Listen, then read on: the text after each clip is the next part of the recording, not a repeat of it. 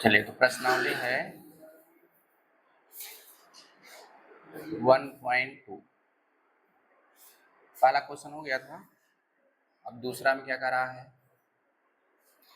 निम्नलिखित फलनों की एकैक तथा आच्छादी गुणों की जांच कीजिए ना। एकैक आच्छादी गुण का मतलब है कि फलन एकैकी है कि नहीं है, आच्छादी है कि नहीं है ना। इसमें फर्स्ट है f(x) is equal to X square द्वारा प्रदत्त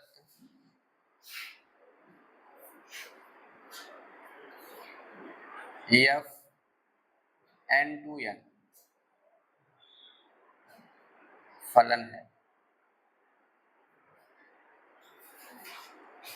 ना। ये जो f(x) है ये किस प्रकार दिया गया है? फ्रॉम नेचुरल टू नेचुरल में एक फलन है ना, यानी f नेचुरल से नेचुरल में एक फलन है जो इस प्रकार परिभाषित है। प्रदत्त मतलब दिया गया है, परिभाषित है ना। अब आपको बताना है कि एकैकी है कि नहीं है। चलो, तो एकैकी का रूल क्या है? ये क्या कहलाएगा? डोमेन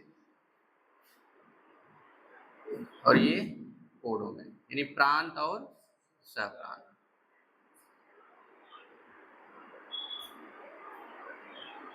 तो जब एकैकी दिखाना होगा तो प्रांत से स्वेच्छावयव लेंगे और आच्छादक दिखाना होगा तो सहप्रांत से ना।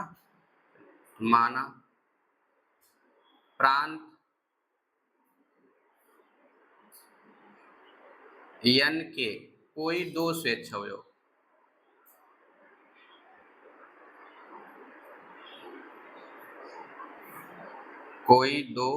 स्वेच्छ अवयव x1 व x2 है।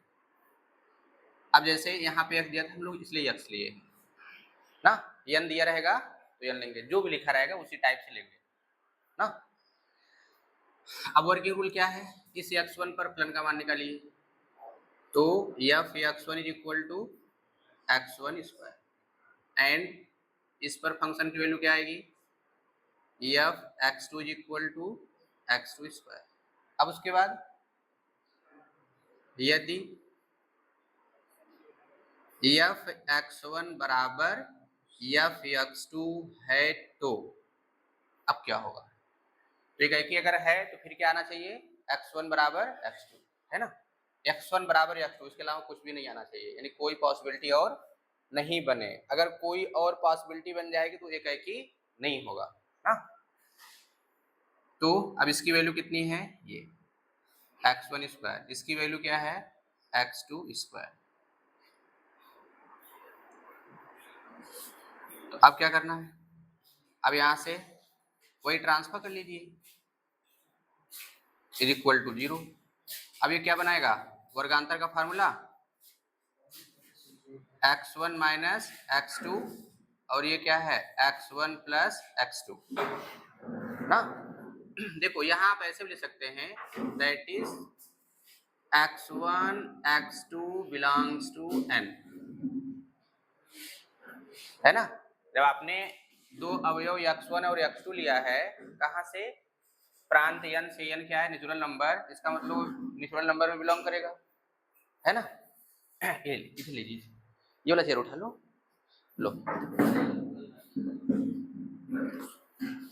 ना। ये सब क्या होंगे? नेचुरल नंबर होंगे। अब जब ये नेचुरल नंबर होंगे तो फिर नेचुरल नंबर कैसा होता है? हमेशा पॉजिटिव होता है ना। चलो, तो इज इक्वल टू 0। अब यहाँ क्या है? यहाँ क्या है कि दो गुणनखंडों का गुणनफल कैसा है? 0। अब या तो ये 0 या तो ये 0 ना। अब ये 0 होगा कि नहीं होगा ये पता करो। ये 0 हो सकता है? क्यों? क्योंकि नेचुरल नंबर का सम कभी भी शून्य नहीं होता है, चाहे जो नंबर उठा लो। 1 ले लो, इसकी वैल्यू, इसका 2 ले लो, 1 प्लस 2 3 आएगा, 0 होगा क्या? नहीं ना। चलो, ये 0 कभी नहीं होगा, ये नॉट इक्वल टू 0। तो बचा कौन? ये अब इसको तो जीरो होना ही पड़ेगा ना, क्योंकि अगर ये जीरो नहीं होगा और इसमें गुणा करेंगे तो जीरो भी नहीं आएगा, इसलिए इसको जीरो होना पड़ेगा। अगर दो संख्याओं का गुणनफल जीरो करना है तो या तो ये जीरो हो जाए या तो ये जीरो हो जाए, या तो दोनों के दोनों जीरो हो जाए। जैसे अगर मैं जीरो का गुणा 1 में कर दूं जीरो आ जाएगा, 1 का गुणा जीरो में कर दूं जीरो आ जाएगा, जीरो का गुणा जीरो में कर दूं जीरो आ जाएगा। लेकिन अगर जीरो है ही नहीं तो जीरो आएगा क्या? नहीं आएगा, इसलिए किसी एक को जीरो होना पड़ेगा ना। तो अब यहाँ से क्या मिल जाएगी? x1 माइनस x2 बराबर जीरो। तो बताइए क्या मिलेगा? x1 बराबर x2। सही बात है। तो क्या कहेगा ये किसकी परिभाषा है? लिख देंगे, इसलिए f एकाएक फलन है ना। क्वेश्चन में एकाएक लिखा है, हम लोग भी यहाँ एकाएक ही कर देते हैं, ठीक है। अब उसके बाद क्या करना है? आच्छादक दिखाओ। आच्छादक का रूल,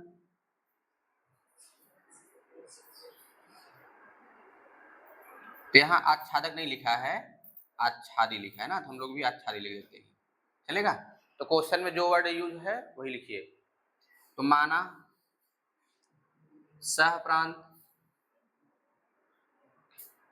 सहप्रांत का कोई स्वेच्छ अवयव, सहप्रांत का कोई स्वेच्छ अवयव क्या लेंगे? स्वेच्छ अवयव y है। यहाँ सहप्रांत लिखिए ना, y है, अर्थात y कहाँ बिलोंग करेगा? S ना। अब इसके बाद वर्किंग रूल क्या है? हाँ, एफ के स्थान पे y रखेंगे पहले, फिर उसके बाद हाँ तो निकालिए x स्क्वायर बराबर y, तो x इज इक्वल टू क्या मिलेगा? y प्लस माइनस लिखेंगे क्या? हम यहाँ प्लस माइनस लिख सकते हैं कि लिखेंगे कि हाँ लिखेंगे। अच्छा, तो x क्या होता है? यहाँ से x कहाँ से आएगा? x नेचुरल नंबर से आएगा, तो अब लिखेंगे नहीं, केवल हम लोग क्या लिखेंगे? प्लस, ठीक है ना, प्लस माइनस नहीं लिखना है। अब बाकी इसके बाद क्या आएगा या नहीं आएगा उससे कोई मतलब नहीं है, लेकिन जो x की वैल्यू होगी वो पॉजिटिव होगी, वो भी कैसा होना चाहिए? Natural number. तो बताओ यहाँ से, अब देखो इसको समझने के लिए ये आप बनाइए ना, ये हो गया f from natural to natural, सही है। यहाँ लिखो 1 2 3 4 5 dot dot and so on, यहाँ भी वही मिलेंगे, ठीक है।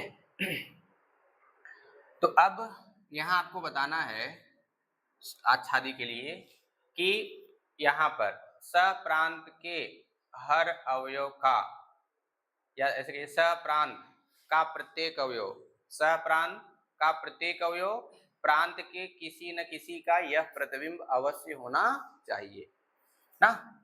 या फिर ऐसे कह दो कि यहाँ से हम लोग वैल्यू लेंगे और उठा करके यहाँ रखेंगे, जो x की वैल्यू आएगी इसी में चला जाना चाहिए, अगर आंटू होना है तो, आच्छादी होना है तो ना। अगर एक भी ऐसा मिल गया, कम से कम एक भी ऐसा मिल गया कि यहाँ के किसी भी एलिमेंट का प्री इमेज इसमें ना हो ना, यहाँ के किसी भी एलिमेंट का प्री इमेज ना हो, अर्थात प्रांत का कोई भी असप्रांत का कोई भी अवयव रखा जाए, यहाँ में जो वैल्यू आए वो इसमें ना मिले, ऐसे कह लो, ठीक है। तो हम लोग बोल देंगे कि यह आच्छादी नहीं है ना। अब ढूंढो, ऐसे चेक कर लो, पहले हम y की वैल्यू क्या रख रहे हैं? 1, तो क्या मिलेगा? सही बात है, यानी इसका तो प्री इमेज यहाँ मिलेगा कि नहीं, अर्थात ये जो 1 है ना, इस 1 का इमेज है, हम लोग बोलेंगे प्री इमेज है। अब जैसे x की वैल्यू क्या ले लें, सॉरी y की वैल्यू 4 ले लो, y की वैल्यू 4, तो ये प्री इमेज इसका 2 मिलेगा कि नहीं मिलेगा? फिर ऐसे कितना ले लिया जाए? 9 ले लो, 9 9 आगे मिलेगा ना, रखेंगे कितना आएगा 3, तो यहाँ कहीं होगा ये मिलेगा। लेकिन अगर y की वैल्यू हम 2 ले लें तो सॉरी y की वैल्यू 2 ले लीजिए तो x की वैल्यू क्या आएगी। अब जो ये आया है क्या ये डोमेन में है? नहीं है। अब ऐसे और को क्या मिलेगा 3 5 6 7 8 ना, वो सब मिलेंगे।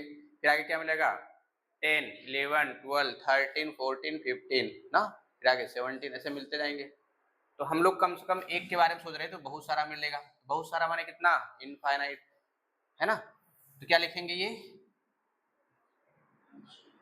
हाँ नॉट बिलोंग्स टू n, ये ऐसे for all y belongs to n ना, इसलिए f आच्छादी नहीं है। तो ये सब ऐसे न्यूमेरिकली समझ लिया करिए ना, तो फिर आप लिख पाएंगे। आज समझ में। तो ये फलन क्या है, n से n में ये फलन एकैक है, आच्छादी नहीं है। अर्थात क्या बन गया, एकैक अंतरक्षेपी। जब आच्छादी नहीं है तो क्या बनेगा ये अंतरक्षेपी ना। चलो अब इसका डायग्राम अगर बनाना चाहें तो डायग्राम से f स्थान पे क्या रखिएगा y, ये ऐसे मिल जाएगा। तो क्या बताता है ये किसका समीकरण है, परवलय का। इसका डायग्राम कैसे बनाते हैं, इसका डायग्राम कैसे बनाएंगे, ऐसे बनाएंगे ना। चलो अब यहां से इधर वाला पार्ट नहीं रहेगा ना, क्योंकि नेचुरल नंबर यहीं से स्टार्ट है ना, इसलिए वैल्यू इधर ही मिलेगी। ऐसा समझ में। तो अब x के समांतर लाइन खींचिए, कट करेगा।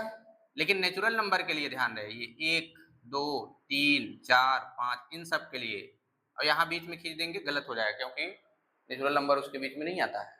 दो प्राकृतिक संख्याओं के बीच में प्राकृतिक संख्या नहीं होती है। जैसे कहा जाए 1 और 2 के बीच प्राकृतिक संख्या बताओ तो मिलेगा क्या, इसके बीच में बहुत सारे नंबर मिलेंगे, कितने इनफाइनाइट, वो भी 1.1 1.01 1.0 बताओ। अभी केवल 1 का हाल है, 1 का ना। ऐसे अगर 1.2 लेंगे तब तो इनफाइनाइट मिल जाएंगे। आया समझ में। तो ये एकाएकी है लेकिन आच्छादी नहीं है ना। अब से कहा कि आच्छादी क्यों नहीं होगा, अब आपने देखा ना क्यों नहीं होगा, क्योंकि यहाँ पे जैसे 2 का इमेज 2 और 3 का प्री इमेज इसमें कहीं नहीं मिलेगा ना। चलो नोट करिए।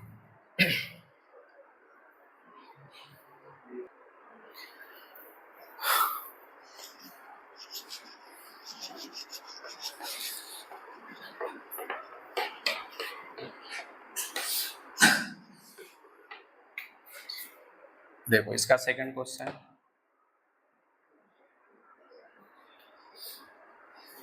F X is equal to X square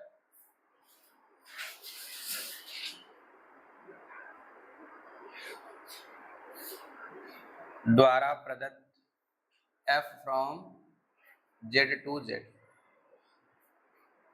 फलन है। यानी जो फलन परिभाषित है F X equal to X square, वो जेड से जेड पर अर्थात पूर्णांक संख्याओं के लिए परिभाषित किया गया है ना। अब इसमें भी हम लोग फिर से काम वही करेंगे एक एक के लिए ना। तो क्वेश्चन पेपर में जैसा वर्ड लिखा रहे वही यूज करिए, ठीक है ना। अपने मन से यूज नहीं करना है, कर भी देंगे कोई दिक्कत नहीं है, लेकिन कोशिश करो जो वर्ड रहे बस वही। तो अब हम लोग दो स्वेच्छ अवयव लेंगे, कहाँ से, ये प्रांत से। माना प्रांत जेड का कोई दो स्वेच्छ अवयव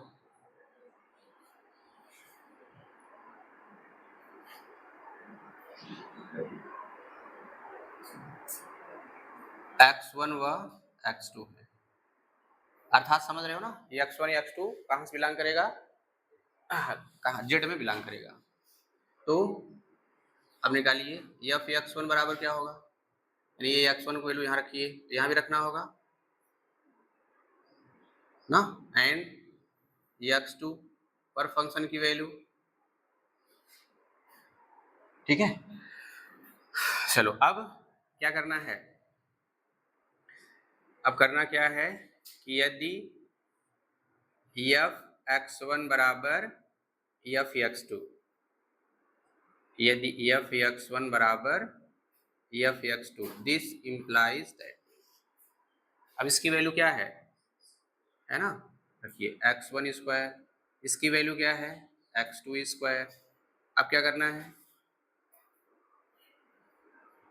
तो ट्रांसफर करिए, x1 square minus x2 square बराबर 0, तो दिस इंप्लाइज दैट, वर्गांतर बनेगा।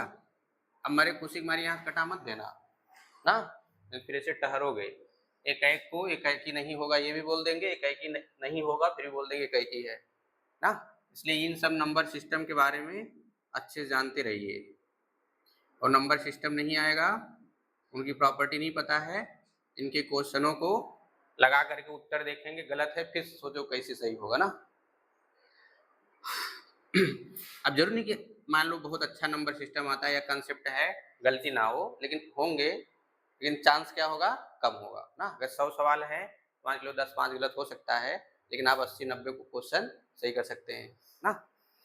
चलो अब यहाँ से क्या है, अब दो गुणनखंडों का गुणनफल क्या है 0।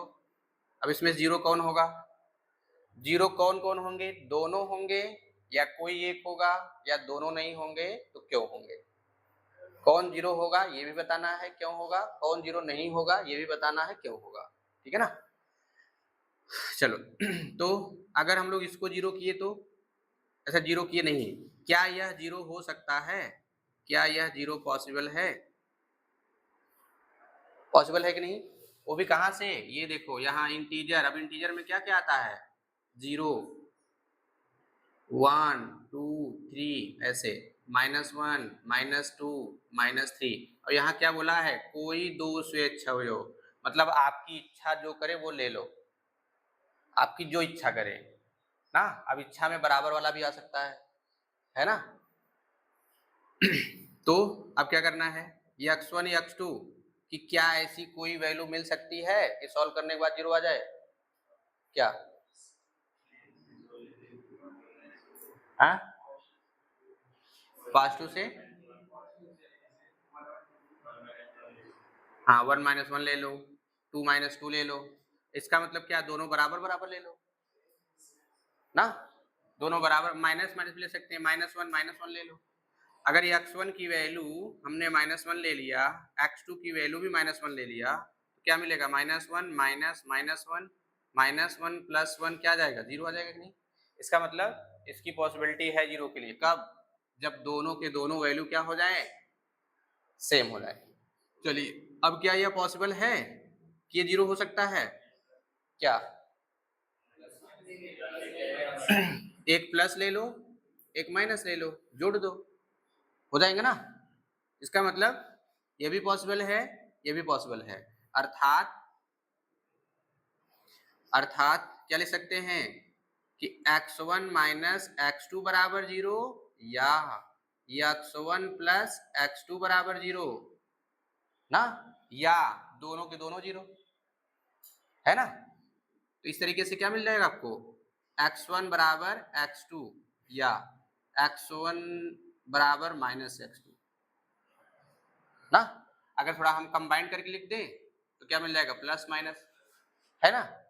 तो यानी x1 की वैल्यू x2 भी आ रही है, x1 की वैल्यू -x2 भी आ रही है, तो एक ही परिभाषा बनाएगा, नहीं बनाएगा ना।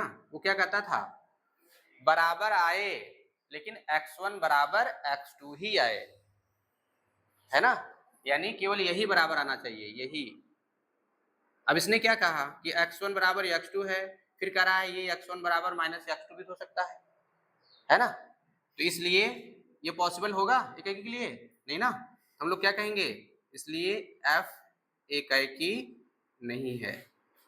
कहने का मतलब क्या है कि प्रांत के दो अलग अलग मान के लिए, प्रांत के दो अलग अलग अवयव के लिए फंक्शन की जो वैल्यू आ रही है ना, वो एक ही आ रही है। अब देखो इसको डायग्राम से अगर समझना हो ऐसे बनाइए, हमने यहाँ ले लिया 0, 1, 2, 3, -1 -2 डॉट डॉट, यहाँ मैंने लिख दिया 0 1 2 3, यहाँ -1 -2 ऐसे।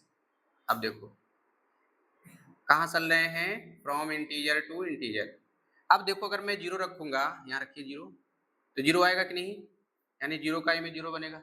अगर 1 रखूंगा यहाँ, तो यहाँ भी रखेंगे ना 1, यानी ऐसे F1, तो 1 का क्या स्क्वायर ये, तो 1 का इमेज कहाँ चला गया 1 पे। अगर मैं x की वैल्यू -1 रखूंगा तो क्या आएगा, -1 का स्क्वायर कितना आया ना। अब देखो ये फिर चला जाएगा यहाँ पे, सही बात है। तो बताओ, तो यहाँ हो क्या रहा है कि f-1 की वैल्यू और f1 की वैल्यू बराबर आ रही है, बराबर आ रही है, लेकिन 1 और -1 बराबर, जबकि एक ही क्या कहता था, बराबर है तो बराबर आना चाहिए, बराबर नहीं है तो बराबर नहीं आना चाहिए। लेकिन यहाँ क्या है, बराबर था बराबर नहीं आया, इसलिए एकाएकी नहीं होगा।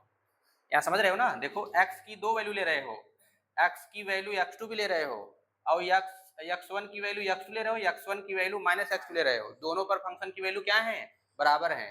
यानी दो अलग अलग पर एक नहीं होना चाहिए ना, दो अलग अलग लोग हो जाकर के एक टाइप इमेज ना बनाए, ठीक है। तो अगर कहीं ऐसा आता है तो फिर वह एकाएकी नहीं होगा, समझ गए ना, यानी कंफ्यूजन वाली बात होगी, ऐसे कह लो, ठीक है। अब इसके बाद क्या करना है,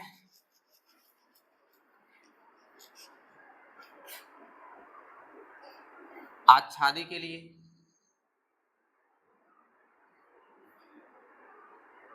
अब आच्छादी के लिए क्या होगा, माना सहप्रांत, सहप्रांत क्या है, वही है इंटीजर ही, माना सहप्रांत z का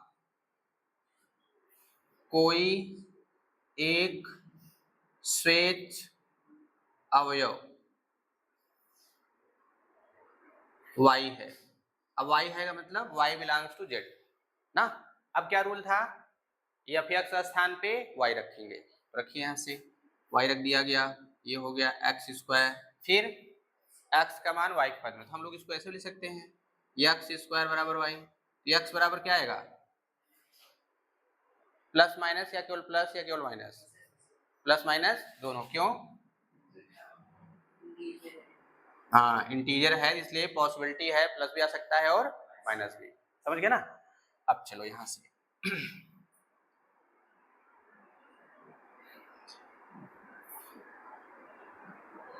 हो गया 0 1 2 3 डॉट डॉट, -1 -2 -3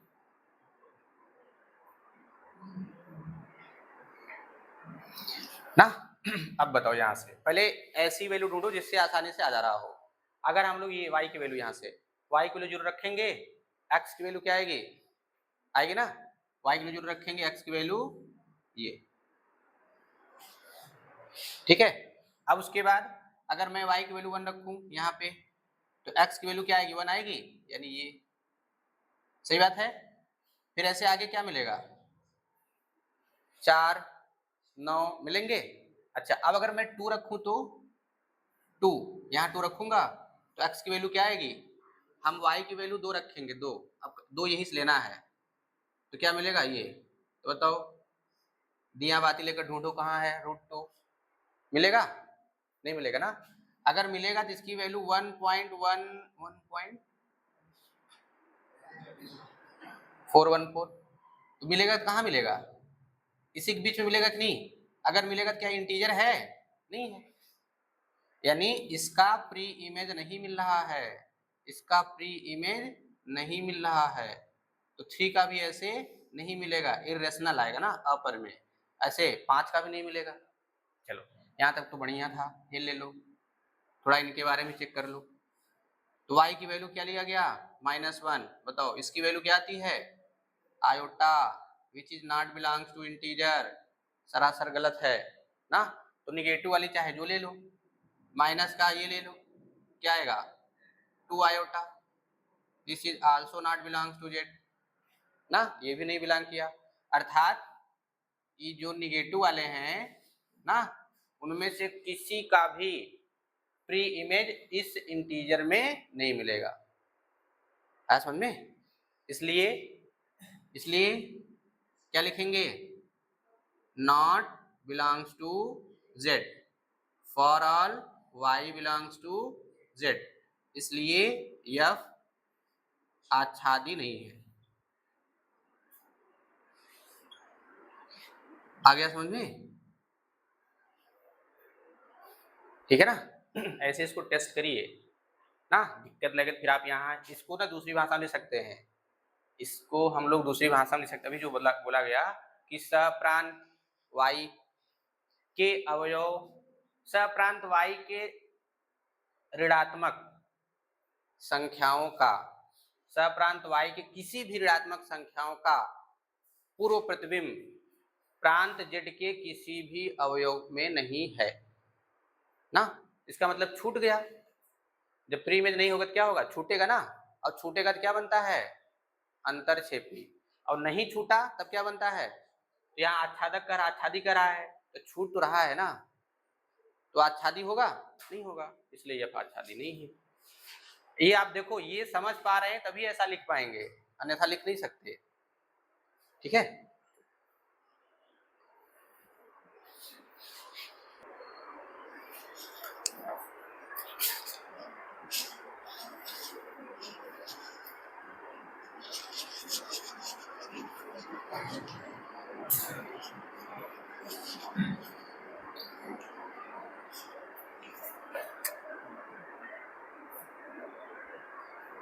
अब ऐसे इसका थर्ड वाला है, कर लेंगे या फिर बताएं?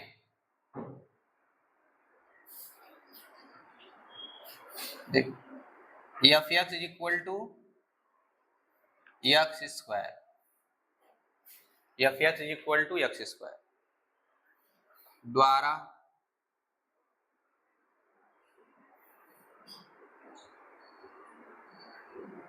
प्रदत्त फलन, प्रदत्त F from real to real फलन है।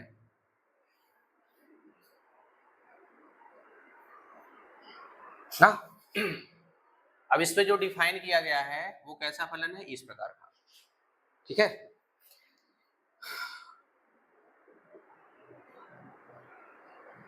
अब एक के लिए क्या करेंगे? यहाँ प्रांत से कितने अवयव लेंगे? 2, और फिर सह प्रांत से कितने लेंगे? 1। लेकिन सह प्रांत से अवयव कब लेंगे? जब आच्छादी प्रूफ करना होगा ना, वो भी कोई आर्बिट्रेरी वैल्यू ना, एलिमेंट। चलिए, तो माना प्रांत R का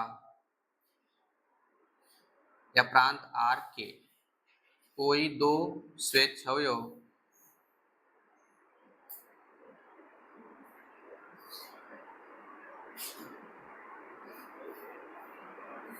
x1 व x2 है।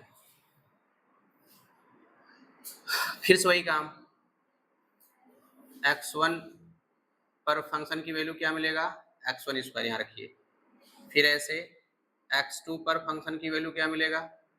x2 square. अब क्या करना है? यदि f x1 बराबर f x2, यदि ऐसा हो गया तो क्या होना चाहिए? x1 बराबर x2, यहाँ रखिए। तो x1 स्क्वायर बराबर x2 स्क्वायर ना। अब इसको ट्रांसफर करिए, तो x1 square minus x2 square equal to 0। फिर से क्या होगा? ये x1 माइनस x2 और x1 प्लस x2 बराबर 0। बताओ, दोनों गुणनखंड 0 होंगे या कोई एक? दोनों हो जाएंगे क्योंकि देखो रियल नंबर है ना, रियल में सब मिलेंगे। पहली बात तो सेम, देखो अंतर वाला ढूंढो तो सस्ता है, अंतर वाला सेम सेम लगाकर खत्म कर दो ना। अगर 2 में से 2 घटाएंगे, 3 में 3 घटाओ, √2 में √2 घटाओ, 1/2 में से 1/2 घटाओ, √3/2 में से √3/2 घटाओ, मिलेगा कि नहीं? यानी इस प्रांत का कोई भी अवयव उठा करके देखेंगे, इस वाले को सेटिस्फाई करेगा जो कि 0 लाने देगा। अब इसके बारे में टेस्ट करो ना। अगर इसमें ऐसा कोई मिल गया, x1 और x2 की वैल्यू ना, अब उसकी वजह से भी क्या रहा हो, 0 आ रहा हो, इसका मतलब कि दो वैल्यू पर एक वैल्यू मिल रहा है ना, तो मिलेगा कि नहीं मिलेगा। जैसे कि ले लिए क्या, √2 ले लो और ये x2 की वैल्यू -√2 ले लो, सॉल्व करिए, 0 मिलेगा कि नहीं मिलेगा, अर्थात ये भी 0 हो सकता है, ये भी 0, ठीक है ना। अगर ये 0 हो गया फिर भी 0 आएगा, ये 0 हो गया फिर भी 0 आएगा, दोनों 0 हो गए तब भी 0 आएंगे, इसका मतलब ऐसा नहीं होना चाहिए था, किसके लिए, 1 1 के लिए ना, अगर हो गया तब एकाएकी नहीं होगा। लिखो, तो यहाँ पे x1 माइनस x2 बराबर 0 या x1 प्लस x2 बराबर 0 या x1 माइनस x2 तथा x1 plus x2 is equal to 0, दोनों हो गए। तो यहाँ से आप सॉल्व करेंगे तो क्या मिलेगा, x1 बराबर x2 और फिर x1 बराबर माइनस x2, फिर वही केस आ गया, इसलिए ये एकाएकी का कंडीशन देगा, नहीं देगा ना, तो क्या कहेंगे कि फलन एकाएकी नहीं है, अर्थात यह एकाएक फलन नहीं है ना। अब आच्छादी के लिए क्या होगा, सब कुछ यही रहेगा, आच्छादी के लिए माना सहप्रांत ना, सब कुछ ऐसे ही, सारी कहानी ऐसे चलेगा, same to same same to same, फिर से निगेटिव वाले ऐसे मिलेंगे रियल में ना, यहाँ क्या लिखेंगे, यहाँ पर भी ऐसे, तो सत्य होगा क्या, नहीं होगा ना, इसलिए ठीक है। हमने यहाँ इंटीजर लिखा है, आप रियल ऐड कर दो, बहुत सारा वैल्यू ले सकते हैं, अब रियल में क्या क्या आते हैं बहुत सारे, लेकिन काम जितने से हो जाए उतना ले लो, बाकी छोड़ दीजिए।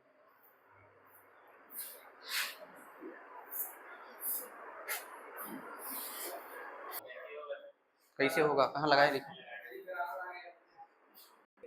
हाँ वो 0 कभी नहीं होगा ना। चलो ये है क्वेश्चन आपका 4 ना, फलन है जिसमें प्रांत सहप्रांत सब हो गए, एक एक लिए हम लोग क्या करेंगे, यहाँ नेचुरल नंबर लिखेंगे, ये सारा काम वही चलेगा, यहाँ हो गया ऐसे, चाहो तो आप 3 से 3 कटा सकते हो, लेकिन हम लोग कटाना नहीं है, ठीक है ना। अब क्या करना है, ट्रांसफर करिए, ऐसे बनेगा, अब क्या बन गया, ये फार्मूला बना a cube minus B cube का। देखो हम लोग उत्तर के पीछे भागेंगे नहीं ना, हम लोग क्या करेंगे, उत्तरे को भगाएंगे, है ना। चलो इज इक्वल टू 0, अब या तो ये 0 या तो ये 0, देखो दो पदों का गुणनफल 0 कब होगा, जब उनमें से कोई एक 0 हो, अब कौन होगा कौन नहीं होगा ये पता करना है ना, और यही इंटरेस्टेड चीज है, कौन 0 होगा कौन 0 नहीं होगा ये खोजना सबसे इंटरेस्टिंग चीज है ना। तो ये 0 कभी नहीं होगा, क्यों, क्योंकि प्राकृतिक संख्या का वर्ग करोगे फिर जोड़ोगे, प्राकृतिक संख्या का गुणा करोगे जोड़ोगे, तो कभी 0 आएगा नहीं ना, तो बचा कौन, ये मजबूरी है इसको 0 होना पड़ेगा, ठीक है ना। यहाँ लिखो x1 माइनस x2 बराबर 0, किंतु x1 square x2 square x1 x2 not equal to 0 for all x belongs to n ना, तो क्या मिलेगा, x1 बराबर x2, इसलिए फलन कैसा है, एकाएकी फलन है, समझ गए। अब आच्छादी ट्राई करिएगा ना, आच्छादी फिलहाल नहीं होगा ना, क्योंकि जब आप x की वैल्यू निकालेंगे ऐसे मिलेगा घनमूल, अब जैसे मैं 1 का घनमूल 1 निकल जाएगा, 8 का घनमूल 2 निकल जाएगा, 27 घनमूल 3 आ जाएगा ना, लेकिन बताओ 2 का घनमूल नेचुरल नंबर होगा क्या, नहीं होगा ना, इसलिए आच्छादी नहीं होगा।